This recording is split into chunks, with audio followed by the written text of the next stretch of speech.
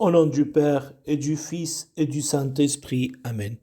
Nous arrivons bientôt à la fin de l'année liturgique et dans ce dimanche qui précède la fête du Christ roi, la parole de Dieu résonne avec un ton eschatologique. Les lectures nous préparent pour les derniers temps de l'histoire. Elles nous font penser à la fin de l'histoire de ce monde. À travers ces images bibliques, nous devons découvrir une grande vérité. Apparemment, et parfois, dans cette vie, le mal semblerait triompher. Et cela constitue ce qu'on appelle le scandale des bons.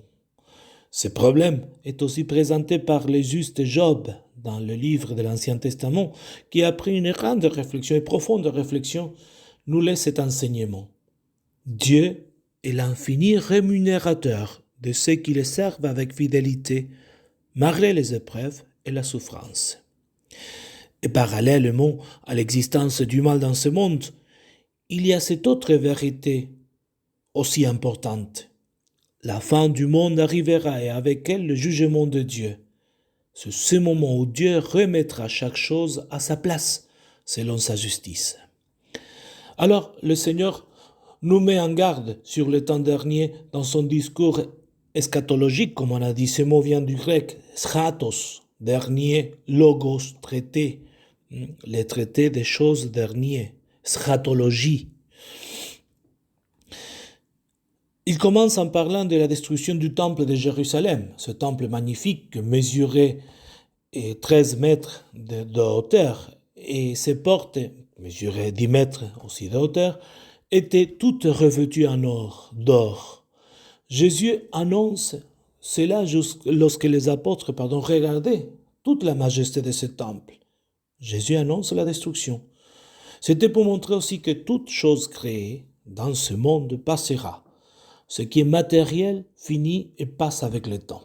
Surtout le Seigneur avertit ses disciples sur les possibles tromperies, en même temps, de faux Christ auxquels nous sommes appelés, les tromperies de faux Christ, et à être prévenus de cela. Prenez garde de ne pas vous laisser égarer, car beaucoup viendront sous mon nom et diront « c'est moi », ou encore « le moment est tout proche ». Dit le Seigneur, ne marchez pas derrière eux. Nous savons et nous le confessons dans la foi que ce temps finira, qu'il y aura un dernier jour, le dernier jour de tous, et que le Seigneur viendra après. Pour cela, nous devons être préparés. Le jour, nous ne le connaissons pas, et pourtant les signes donnés par le Seigneur s'accomplissent aujourd'hui. Mais il faut reconnaître qu'au long de l'histoire, ces signes se sont accomplis, de façon telle que, par exemple, pour Saint Augustin pensait que Jésus viendrait à son époque.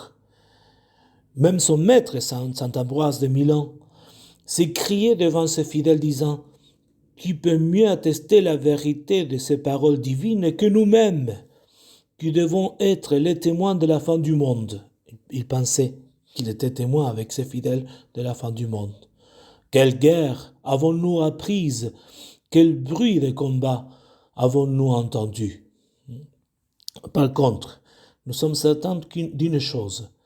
Nous sommes plus proches encore que Saint Augustin et Saint Ambroise de la fin des temps. Et cela, loin de nous enorgueillir, on peut dire, doit nous faire plus attentifs par rapport à notre vie spirituelle, parce que nous sommes plus proches de la fin des temps. Le Seigneur parle aussi dans l'Évangile de la persécution que subiront ses disciples, pour confesser son nom.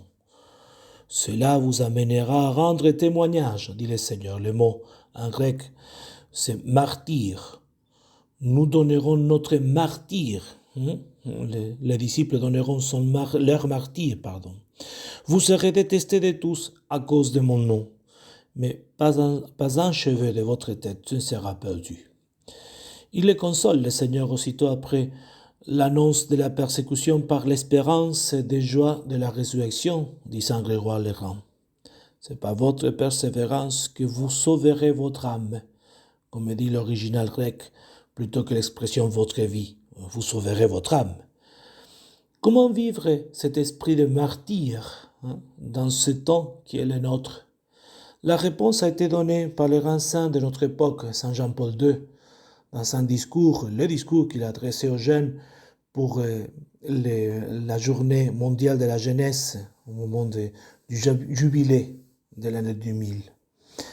Aujourd'hui encore, croire en Jésus, suivre Jésus sur les pas de Pierre, de Thomas et des premiers apôtres et témoins exige, dit le pape, de prendre position pour lui. Il n'est pas rare que ce soit comme un nouveau martyr, dit le pape.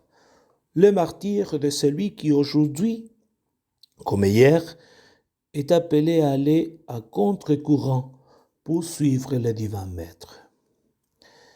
Il ne vous sera peut-être pas demandé de verser votre sang, mais de garder la fidélité au Christ, oui certainement. Une fidélité à vivre dans les situations quotidiennes.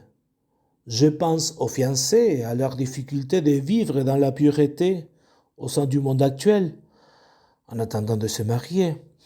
Je pense aux jeunes couples et aux épreuves auxquelles est exposé leur engagement de fidélité réciproque dans notre monde. Je pense aussi à ceux qui ont entrepris un chemin de consécration particulière et aux efforts qu'ils doivent souvent affronter pour persévérer dans les dons de soi à Dieu et à leurs frères. Pensons aux prêtres consacrés, religieux, religieuses. Je pense encore à ceux qui œuvrent pour la paix et qui voient naître et se développer dans différentes parties du monde de nouveaux foyers de guerre. Je pense à ceux qui œuvrent pour la liberté de l'homme et qui le voient encore esclave de lui-même et des autres. Je pense à ceux qui luttent pour faire aimer et respecter la vie humaine et qui doivent assister aux nombreuses attentes portées contre elle et contre leur respect qu'on lui doit. Et finit le pape. Chers jeunes, dans un tel monde, est-il difficile de croire en l'an 2000, il est difficile de croire, oui, il est difficile, dit le pape. C'est difficile de croire. On ne peut pas le nier. C'est difficile. Mais avec l'aide de la grâce, c'est possible, comme Jésus l'expliqua à Pierre. Ce n'est pas la chair et le sang qui t'ont révélé cela, mais mon Père qui est aux cieux.